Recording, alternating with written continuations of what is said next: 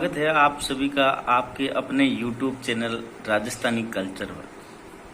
आप देख रहे हैं जो मैटर आपको दिखाया जा रहा है उसी का एक अच्छा खासा आकलन करने के पश्चात आपके सामने मैटर प्रस्तुत किया जाता है। तो आप सभी ये राजस्थान सूजस है जो राजस्थान सरकार के द्वारा प्रकाशित सरकारी पुस्तिका है, ऑथेंटिक मैटर है इसका, यही आपके सामने प्रस्तुत किया जाता है। तो इस वीडियो में हम जनवरी 2022 की सूजस का मैटर आपके सामने रखेंगे। मंथली सूजस फरवरी 2022 में आपका स्वागत है। इस श्रृंखला के तहत हमने जनवरी की कंप्लीट सूजस पहले अपलोड कर दी है। मैटर अच्छा लगे तो आप चैनल को सपोर्ट करना। आपका राजस्थानी कल्चर नाम से ये चैनल है। तो आज चलते हैं राजस्थानी सूजस फरवरी 2022 की। सबसे पहले हम कृषि व बागवानी के बारे में पढ़ेंगे, जिसमें दे रखा है मावट गोल्डन ड्रॉप के नाम से जानी जाती है। शीतकाल में दिसंबर, जनवरी, फरवरी, मई में होती है। भूमध्य सागर और पश्चिमी विक्षोभ चक्रवात, जेट स्ट्रीम बोलते हैं जिसे, इसके कारण से होने वाली ये अमृत समान वर्षा है, जो कि रबी की फसल के लिए अमृत के समान होती है। तो इसे अमृत समान वर्षा माना गया है। ये राजस्थान में सर्वाधिक होती है तथा अन्य राज्य है जम्मू कश्मीर, हिमाचल प्रदेश, पंजाब, हरियाणा और पश्चिमी यूपी। नेक्स्ट पॉइंट है सरसों। सरसों है वो रबी की फसल है, तिलहन फसल के अंतर्गत आती है। भारत में सरसों के उत्पादन में प्रथम स्थान राजस्थान का ही है। राजस्थान में ये 46.28% और द्वितीय स्थान पर है हरियाणा। इसके उत्पादक जिले हैं अलवर, भरतपुर, करौली, धौलपुर, सवाईमाधोपुर, श्रीगंगानगर व हनुमानगढ़। सर्वाधिक उत्पादक संभाग सरसों का सर्वाधिक उत्पादक संभाग है भरतपुर संभाग। सर्वाधिक उत्पादक जिला है अलवर, भरतपुर। राष्ट्रीय सरसों अनुसंधान केंद्र 1993 में स्थापना हुई थी इसकी, शेवर, भरतपुर में। इस अनुसंधान केंद्र द्वारा विकसित सरसों की किस्में राधिका व ब्रिजराज महत्वपूर्ण है। नेक्स्ट पॉइंट है अनार। तो अनार सर्वाधिक उत्पादक जिला है जालोर। जालोर के अनार को स्थानीय भाषा में सिंदूरी अनार कहते हैं। जालोर जिला है उसमें उत्पादकता 50 से 60 हजार मेट्रिक टन प्रति वर्ष है। अनार उत्कृष्टता केंद्र है बस्सी, जयपुर में बनाया गया है। इंपोर्टेंट है अनार उत्कृष्टता केंद्र बस्सी, जयपुर। राष्ट्रीय सरसों एवं रेपसीड अनुसंधान केंद्र जो कि 1993 में बनाया था, शेवर, भरतपुर में है। बागवानी के लिए वैज्ञानिक नाम है हॉर्टिकल्चर। जो बागवानी फसल करते हैं ना उसका नाम है हॉर्टिकल्चर। फिर है पान। पान की किस्में दे रखी है बनारसी, महोबा, मगधी, देसी पान। देसी पान उत्पादक राज्य राजस्थान और मध्य प्रदेश है। राजस्थान में उत्पादक जिले हैं पान के भरतपुर, सवाईमाधोपुर, करौली, उदयपुर, बांसवाड़ा व दौसा।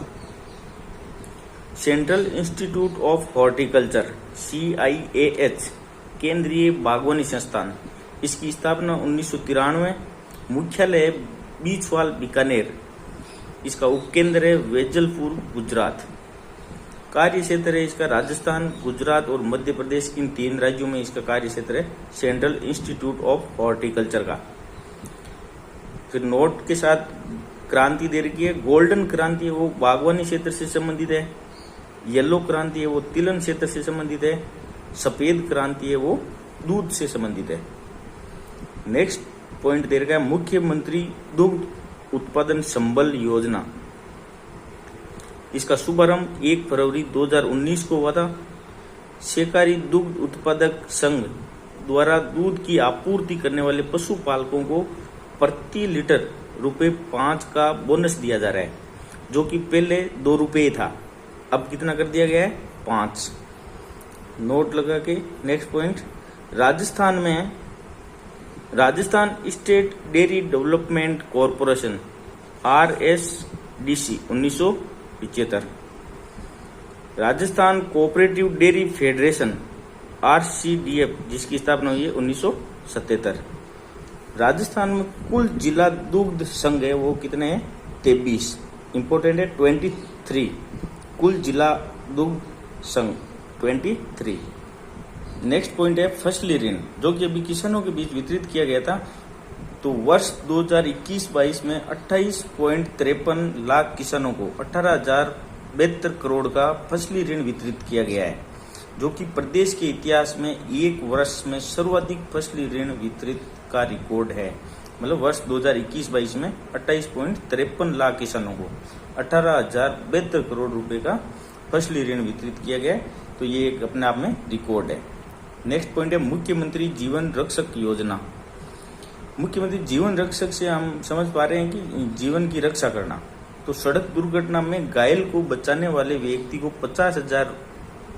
5,000 रुपए व प्रशस्ति पत्र, जो इसमें दुर्घटना में घायल होने वाला व्यक्ति है उसको तुरंत अस्पताल पहुंचा देता है तो उसको 5,000 रुपए व प्रशस्ति पत्र सरकार की तरफ से इस योजना के तहत दिया जाता है। राजस्थान प्रथम राज्य है जिसने ड्राइविंग लाइसेंस बनाते समय अंगदान की प्रक्रिया शुरू की है। मतलब जब भी ड्राइविंग लाइसेंस का फॉर्म भरेंगे तो उसमें अंगदान के लिए यस या नो का ऑप्शन राजस्थान सरकार ने सबसे पहले प्रारंभ किया है। इसका क्रियान्वयन मुख्यमंत्री जीवन रक्षक योजना का क्रियान्वयन है वो चिकित्सा व स्वास्थ्य विभाग द्वारा किया जा रहा है। नोट है मोटर व्हीकल एक्ट 1981 की धारा 134 ए के अनुसार मददगार मतलब गुड सेमेट्रियन को सिविल या आपराधिक कार्यवाही से अनावश्यक पूछताछ, परेशानी, उत्पीड़न से सुरक्षा प्रदान करता है। तो ये मोटर व्हीकल एक्ट है 1981 जिसकी धारा 134 ए है जो भी मददगार है, गुड सेमेरिटन है, उसको सिविल या आपराधिक कार्यवाही से अनावश्यक पूछताछ, परेशानी, उत्पीड़न से सुरक्षा प्रदान करता है। नेक्स्ट इंपोर्टेंट बिंदु है आयुष्मान भारत महात्मा गांधी स्वास्थ्य बीमा योजना। ये आरंभ हुई है 1 सितंबर 2019 को। इसकी पात्रता है राष्ट्रीय खाद्य सुरक्षा एक्ट 2019 और दूसरी है सामाजिक आर्थिक जनगणना 2011। इनके पात्र है वो इस आयुष्मान भारत महात्मा गांधी स्वास्थ्य बीमा योजना के भी पात्र होंगे। इसके कुल लाभान्वित परिवार है 1.10 करोड़। इसमें 5 लाख का बीमा है जो 4.5 लाख गंभीर बीमारी के लिए और 50,000 रुपए वो सामान्य बीमारी के लिए दिया जाएगा। पैकेज संख्या है 1597 बीमारियां हैं इसमें टोटल, जिसके तहत इसमें निःशुल्क इलाज किया जाएगा। केंद्र व राज्य का अनुपात है 60:40, मतलब 60:40 का केंद्र व राज्य का। भर्ती से 5 दिन पहले व डिस्चार्ज के 15 दिन बाद तक खर्च शामिल है। तो आप ये भी ध्यान रखना कि आयुष्मान भारत महात्मा गांधी स्वास्थ्य बीमा योजना है, इसको विलय कर दिया गया है। इसको और मुख्यमंत्री चिरंजीवी स्वास्थ्य बीमा योजना दोनों को विलय करके नई योजना बना दी है। आगे पढ़ेंगे इसके बारे में भी हम। तो नेक्स्ट है मुख्यमंत्री चिरंजीवी स्वास्थ्य बीमा योजना। 1 मई 2021 से शुरू हुई है। संपूर्ण आबादी को स्वास्थ्य बीमा कवरेज देने हेतु प्रीमियम राशि है इसकी 850 रुपए सालाना। संपूर्ण आबादी को स्वास्थ्य बीमा कवरेज देने हेतु ये मुख्यमंत्री चिरंजीवी स्वास्थ्य बीमा योजना लागू की गई है। 1597 बीमारियां जो पहले थी ऊपर वाली में आयुष्मान भारत वाली में, तो इसी में वो भी है 1597 बीमारियां जिनमें कोविड-19, म्यूकोरमाइकोसिस, डायलिसिस भी शामिल है। भर्ती से 5 दिन पूर्व व डिस्चार्ज के 15 दिन बाद तक का खर्च इसमें भी शामिल है। इसकी घोषणा हुई थी बजट 2022-23 में। बीमा कवरेज है वो 10 लाख रुपए तक कर दिया गया है। मतलब जो मुख्यमंत्री चिरंजीवी स्वास्थ्य बीमा योजना है इसके तहत इसमें सुधार करते हुए मतलब बजट 2022-23 में ये घोषणा की गई है कि बीमा कवरेज राशि है वो 10 लाख रुपए तक 5 लाख से 10 लाख कर दी गई है अभी। और cochlear implants, bone marrow transplant, organ transplant, blood platelets और प्लाज्मा ट्रांसफ्यूजन, प्रोस्थेसिस, को भी इसमें शामिल किया गया है। बीमित परिवार को 5 लाख रुपए का निःशुल्क दुर्घटना बीमा योजना इसमें किया जाएगा। नोट, उपरोक्त दोनों स्वास्थ्य बीमा योजना, उपरोक्त दोनों, एक तो आयुष्मान भारत महात्मा गांधी स्वास्थ्य बीमा योजना, दूसरी मुख्यमंत्री चिरंजीवी स्वास्थ्य बीमा योजना, दोनों को मिलाकर मुख्यमंत्री चिरंजीवी स्वास्थ्य बीमा योजना कर दिया गया है, जिसके इसमें नए अपडेट भी किए गए हैं। ओपीडी एवं आईपीडी दवा जांचें रहित सहित पूर्ण इलाज निःशुल्क कर दिया गया है। संबंधित विभाग है इसका राज्य बीमा एवं प्रावधायी निधि विभाग। इस योजना के तहत 7 प्रकार की दुर्घटनाएं शामिल की गई है। नेक्स्ट, उड़ान योजना है जो 19 दिसंबर 2021 से आरंभ हुई। इसकी ब्रांड एम्बेसडर अवनी लेकरा को बनाया गया है। अंतर्राष्ट्रीय उपभोक्ता दिवस 15 मार्च को मनाया जाता है। अंतर्राष्ट्रीय उपभोक्ता दिवस 24 दिसंबर, वो है अंतर्राष्ट्रीय उपभोक्ता दिवस 15 मार्च को, और राष्ट्रीय उपभोक्ता दिवस है वो 24 दिसंबर को। भारत में उपभोक्ता संरक्षण एक्ट जो 24 दिसंबर 1986 को लागू हुआ था। राजस्थान में सर्वप्रथम 1984 में consumer unity and trust society जो कट्स की स्थापना की गई। राजस्थान में सर्वप्रथम 1984 में consumer unity and trust society की स्थापना की गई। तो याद रखेंगे, उड़ान योजना है वो 19 दिसंबर, उड़ान योजना 19 दिसंबर, अंतर्राष्ट्रीय उपभोक्ता दिवस 15 मार्च, राष्ट्रीय उपभोक्ता दिवस 24 दिसंबर। राजस्थान में सर्वप्रथम 1984 में consumer unity and trust society cuts की स्थापना की गई। उपभोक्ता संरक्षण राजस्थान नियम लागू हुआ है 23 जुलाई 1987 को। 23 जुलाई 1987 को उपभोक्ता संरक्षण नियम 1986 जो लागू हुआ है 1 जुलाई 1987। उपभोक्ता संरक्षण नियम 1986 है वो लागू हुआ है 1 जुलाई 1987 को। नेक्स्ट पॉइंट है ई दाखिल पोर्टल। ई दाखिल पोर्टल इसका आरंभ हुआ है 28 जनवरी 2022 को। इम्पोर्टेंट है, लेटेस्ट है जनवरी 28 का 2022 में, तो आरंभ है 28 जनवरी 2022 को।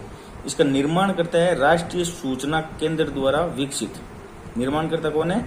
राष्ट्रीय सूचना केंद्र द्वारा विकसित किया गया है ई दाखिल पोर्टल। उपभोक्ता इसमें ऑनलाइन अपनी शिकायत आयोग तक भेज सकता है। नेक्स्ट पॉइंट है जिला उपभोक्ता मंच।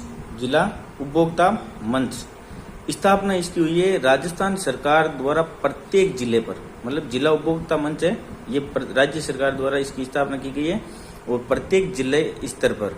इसमें कुल राजस्थान में कुल 38 जिला उपभोक्ता मंच है, जिसमें 33 जिलों में हो गए और जयपुर में 4 है और एक जोधपुर में है, तो मतलब 33, 4, 37 और एक 38 टोटल जिला उपभोक्ता मंच है। इसकी संरचना क्या होगी? एक अध्यक्ष जो कि जिला न्यायाधीश होगा और दूसरे इसमें 2 सदस्य होंगे जिनमें एक महिला अनिवार्य है, न्यूनतम एक महिला अनिवार्य। प्रारंभ में इसका क्षेत्राधिकार क्षेत्र था 20 लाख से कम राशि के लिए, जो 2020 में बढ़ाकर इसका 1 करोड़ से कम राशि के लिए कर दिया गया था। मतलब 1 करोड़ तक के मामले ये देखेगा। लेकिन महत्वपूर्ण है 30 दिसंबर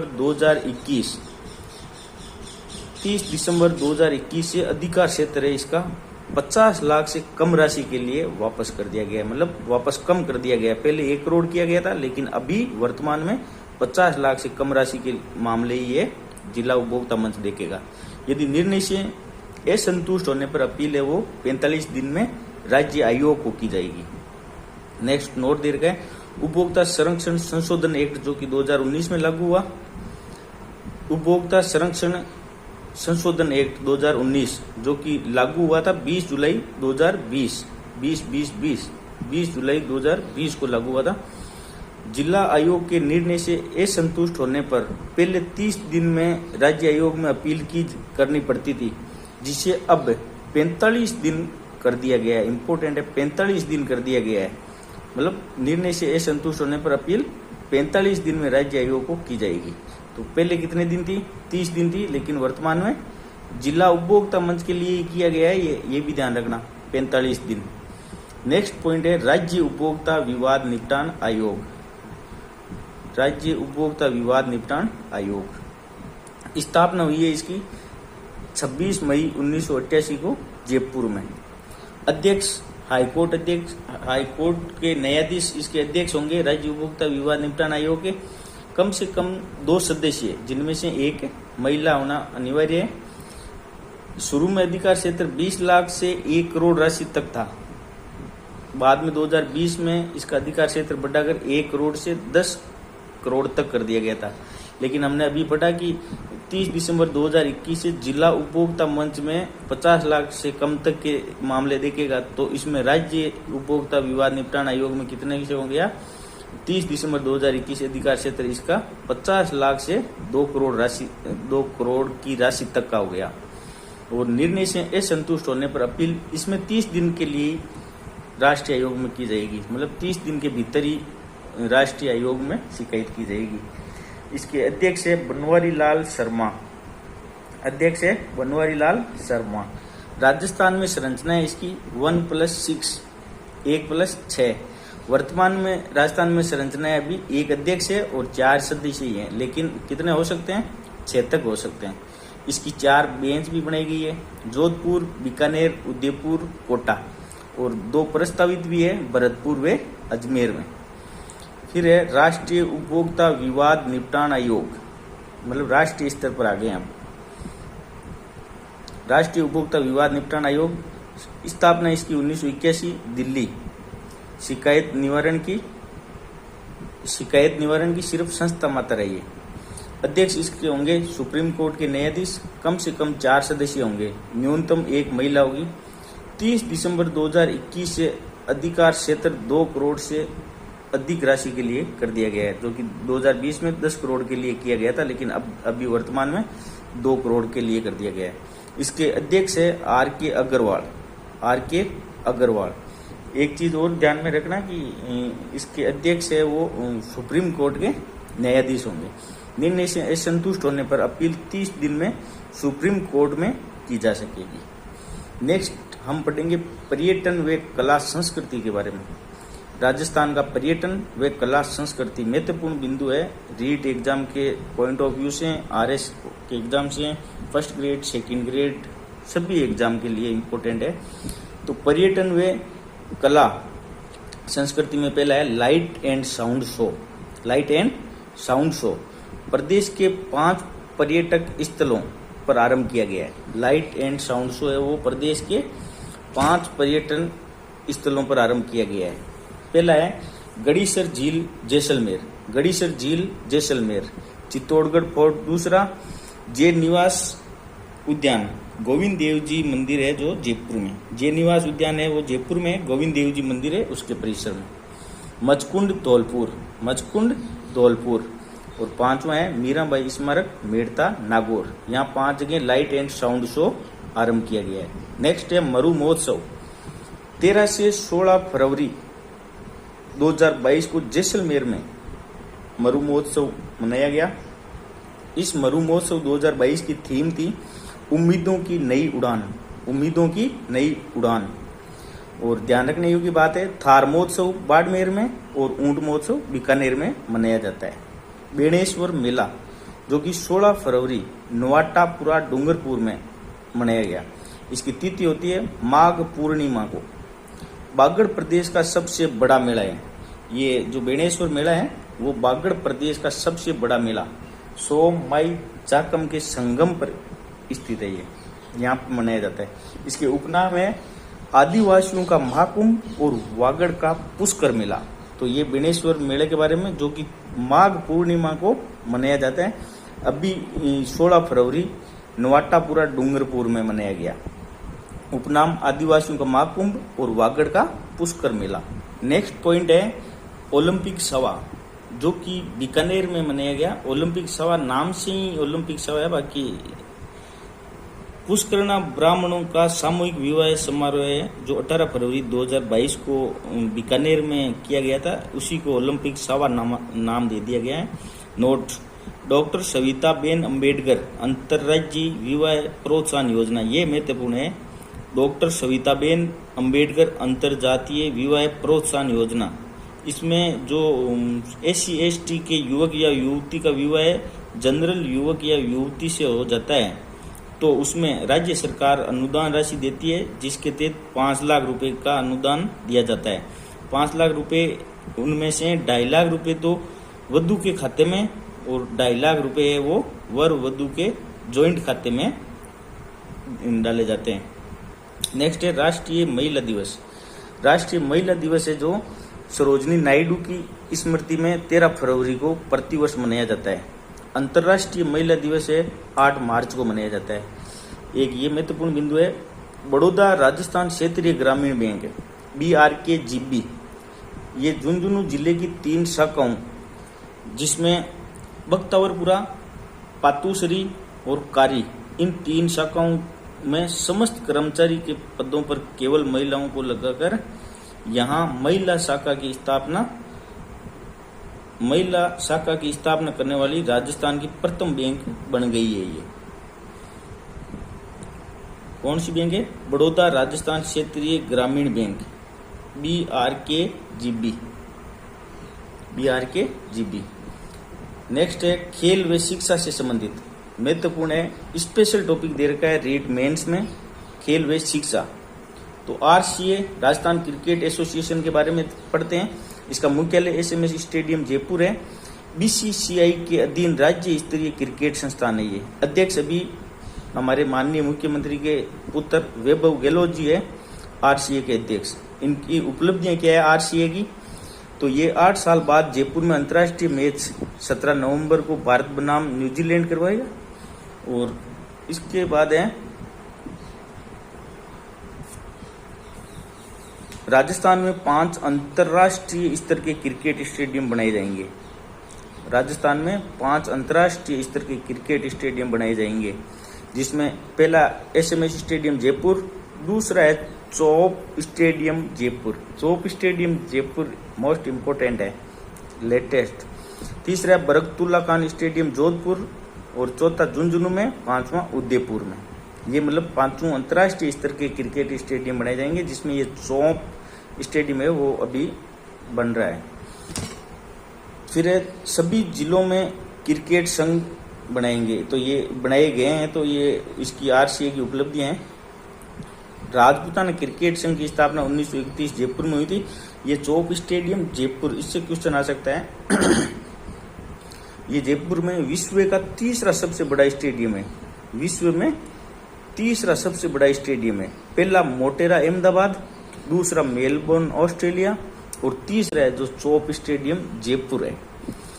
चौप स्टेडियम जयपुर को बनाने का टेंडर है वो DV प्रोजेक्ट छत्तीसगढ़ को दिया गया है। नेक्स्ट है हरिदेव जोशी पत्रकारिता व जन संचार विश्वविद्यालय, जो कि जयपुर में है। अभी वीडियो मेंस में पूछा गया था। राष्ट्रीय विधि विश्वविद्यालय जोधपुर में है। राष्ट्रीय विधि विश्वविद्यालय कहाँ पर है? जोधपुर में। फिर है ऊर्जा उद्योग क्षेत्र। ऊर्जा उद्योग क्षेत्र भी रीट मेंस में, RS में, EO की भर्ती में, सब में है, तो आप इसको भी ध्यान से पढ़ेंगे।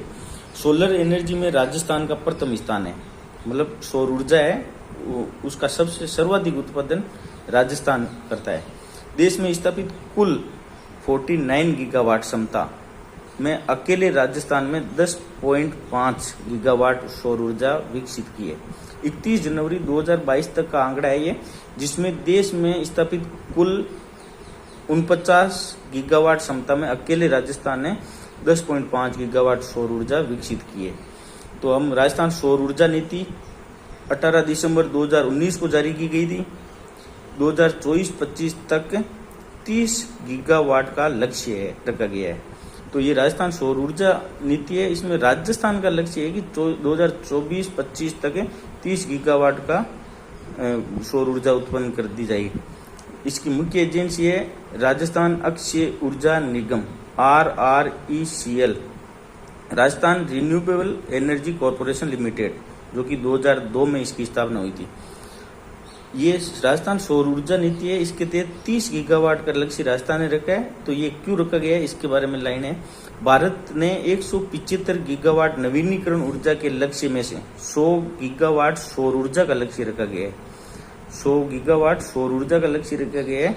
तो राजस्थान चाहता है कि राजस्थान 100 गीगावाट के राष्ट्रीय लक्ष्य को पूरा करने में मुख्य भूमिका 30 गीगावाट निभाएगा। मतलब 30 गीगावाट है वो राजस्थान उत्पादित करेगा। फिर है ऊर्जा। ऊर्जा टॉपिक में दिसंबर 2021 तक कुल विद्युत उत्पादन 23,321 मेगावाट कुल उत्पादन है। ये 31 दिसंबर 2021 तक का आंकड़ा है 23,321 मेगावाट। विगत वर्ष की तुलना में वृद्धि हुई है 1,342 मेगावाट। सौर ऊर्जा का उत्पादन किया है 9,229 मेगावाट, जबकि राजस्थान में संभावित क्षमता है 142 गीगावाट, मतलब बहुत ज्यादा है। और पवन ऊर्जा का उत्पादन किया है 4,338 मेगावाट, संभावित क्षमता है जबकि 127 गीगावाट। बायोमास का उत्पादन है वो 120 मेगावाट किया गया है दिसंबर 2021 तक। नेक्स्ट टॉपिक है हमारा उद्योग के बारे में पढ़ेंगे।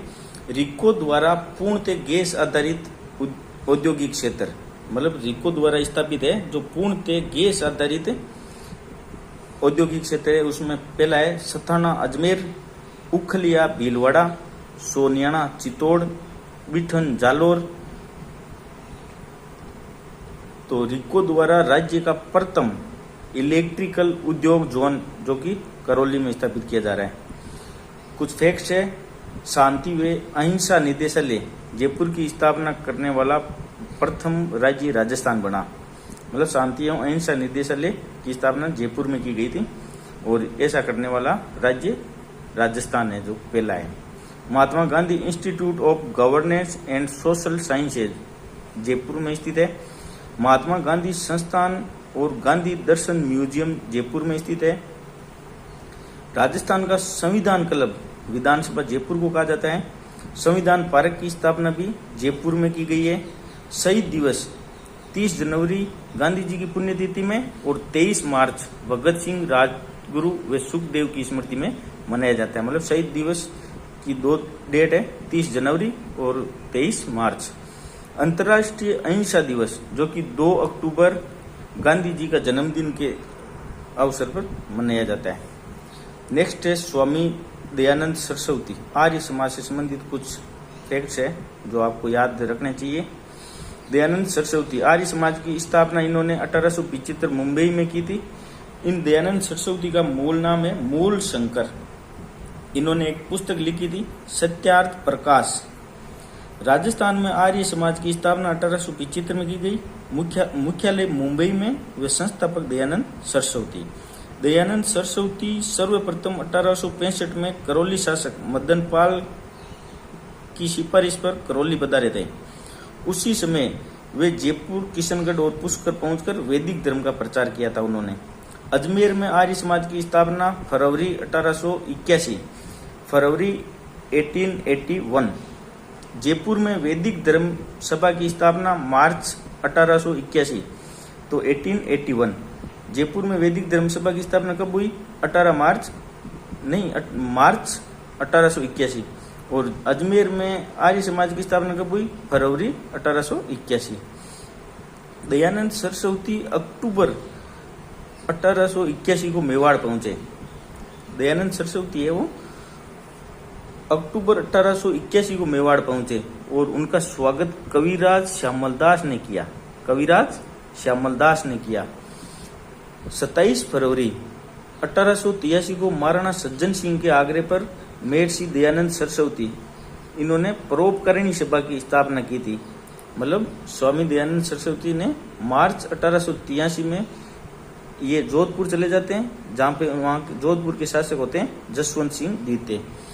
महर्षि दयानंद सरस्वती को नन्ही जान ने भोजन में जहर दिया, जिसकी वजह से 30 अक्टूबर 1883 को उनकी मृत्यु अजमेर अस्पताल में हो गई थी। और इल्जाम किस पे लगा था? रसोईया था गौड़ मिसर, जिस पे इल्जाम लगा था। फिर है देश हितकारिणी सभा। देश हितकारिणी सभा की स्थापना 1877 मेवाड़ शासक सज्जन सिंह ने की थी। ये देश हितैषणी सभा की स्थापना करने के पीछे आर्य समाज से प्रभावित होकर वैवाहिक समस्या का समाधान करना था। मतलब देश हितैषणी सभा का जो आर्य समाज से प्रभावित होकर मेवाड़ के शासक सज्जन सिंह है, उन्होंने 1877 में देश हितैषणी सभा की स्थापना की। चांदकरण शारदा जिनकी पत्नी का नाम है सुषमा देवी, जिन्होंने दलित उत्थान के लिए बहुत अच्छे कार्य किए थे, तो चांदकरण शारदा है, इन्होंने दलितों द्वार नामक पुस्तक लिखी थी, चांदकरण शारदा। और एक अन्य पुस्तक का नाम है विधवा विवाह। नेक्स्ट है स्वामी दयानंद से प्रभावित होकर जोधपुर राजा जसवंत सिंह द्वितीय और पीएम प्रताप सिंह ने बाल विवाह प्रतिबंध कानून बना दिया था 1885 में। आर्य समाजी हरविलास शारदा के प्रयासों से बाल विवाह रोकथाम हेतु शारदा एक्ट 1929 के तहत विवाह की आयु निर्धारित की गई, जिसमें युवक 18 वर्ष और युवती की 14 वर्ष। आर्य समाज की जन चेतना से 1922 में जयपुर के ठाकुर कल्याणमल ने हिंदी को राजभाषा बनाने हेतु आंदोलन किया था। मतलब जयपुर के ठाकुर कल्याणमल ने हिंदी को राजभाषा बनाने के लिए आंदोलन किया था। नेक्स्ट इंपॉर्टेंट पॉइंट है अंतिम, मूर गुफा माउंट आबू। 2 टॉपिक बाकी है। मूर गुफा माउंट आबू, ये एक पूर्ण गुफा न होकर कछुए की पीठ की भांति अर्ध गुफा है। इंपॉर्टेंट है। मूर गुफा है कहां पे? माउंट आबू सिरोही में। इस गुफा की दीवार पर शिलालेख खुदा है, जिसे 1902 में जनरल ऑर्थर थॉमस ने लिखा था। 2006 में ये अभिलेख किसी पर्यटक द्वारा खोजे जाने के कारण अस्तित्व में आया। मतलब 1902 में लिखा गया था, लेकिन जानकारी में आया था 2006 में। नेक्स्ट पॉइंट है जो हम राजस्थान के खजुराहो के बारे में पढ़ेंगे डिटेल में। राजस्थान का खजुराहो है वो किराड़ू मंदिर बाड़मेर को कहा जाता है। मेवाड़ का खजुराहो है जगत अंबिका मंदिर पहाड़ उदयपुर में। हाड़ौती का खजुराहो भंडदेवरा शिवालय रामगंज बारा में स्थित है, उसको कहा जाता है। तो इनके बारे में हम डिटेल में जानकारी लेते हैं। तो राजस्थान के खजुराहो में पहला है खजुराहो मुख्य रूप से तो एमपी में है, जहाँ पे नग्न मूर्तियों के अवशेष मिले हैं। राजस्थान में कौन से हैं जो हम पढ़ते हैं? किराड़ू मंदिर बाड़मेर के हाथमा गांव में है। किराड़ू मंदिर बाड़मेर के हाथमा गांव में 1161 के शिलालेख के अनुसार इस गांव पर परमारों का शासन था और परमारों की राजधानी विराटकूप थी। परमारों ने यहाँ पर 1000 ईस्वी में 5 मंदिरों का निर्माण करवाया था। उनमें से केवल सोमेश्वर मंदिर के हालात ठीक है। मतलब वर्तमान में सोमेश्वर मंदिर ही जाना जाता है। मंदिरों की शैली है वो दक्षिण के गुज्जर प्रतिहार शैली के समान है। एक अन्य मंदिर में विष्णु की मूर्ति स्थित है। और यहाँ का किराड़ू मंदिर में जो 5 मंदिर है उनमें से फेमस है सोमेश्वर मंदिर। नेक्स्ट है जगत अंबिका मंदिर, जो कि जगत उदयपुर में स्थित है। इसके उपनाम है राजस्थान का मिनी खजुराहो, राजस्थान का द्वितीय खजुराहो, मेवाड़ का खजुराहो और राजस्थान के मंदिरों की मणिमाला का चमकता मोती।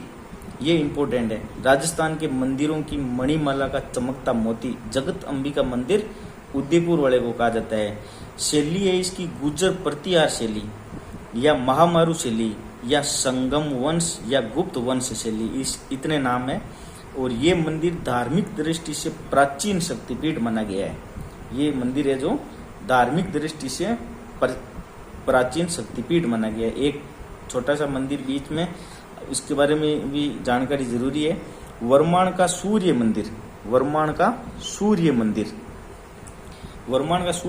स्थान है वर्माण कस्बा सिरोही में। मूलतः 18वीं सदी का सूर्य मंदिर है ये। अनेक कलात्मक स्तंभों, गर्भगृह व सभा मंडप में देवी देवताओं की प्रतिमाओं का सुंदर अलंकरण है जो इस वर्माण का सूर्य मंदिर में किया गया है। वर्माण का सूर्य मंदिर सिरोही में राज्य सरकार द्वारा संरक्षित स्मारक है यहाँ पे। नेक्स्ट तीसरा मिनी खजुराहो है जो भंडदेवरा, भंड का मतलब होता है बाहर, भंडदेवरा का शिव मंदिर स्थान है रामगंज बारा। इसके उपनाम है हाड़ौती का खजुराहो, राजस्थान का मिनी खजुराहो। ये पंचायतन शैली में बना हुआ है। पंचायतन शैली इंपॉर्टेंट है। बंडदेवरा का शिव मंदिर पंचायतन शैली में बना हुआ है। इसका निर्माण मेद वंशीय राजा मल्ल वर्मा ने शत्रु पर अपनी विजय के उपलक्ष्य में करवाया था। किसने करवाया था? मेद वंशीय राजा मल्ल वर्मा ने शत्रु पर अपनी विजय के उपलक्ष्य में कराया था। आप सभी का बहुत आभार कि मेरे चैनल को आपने सपोर्ट किया। आगे भी सपोर्ट करते रहिएगा। Thank you very much.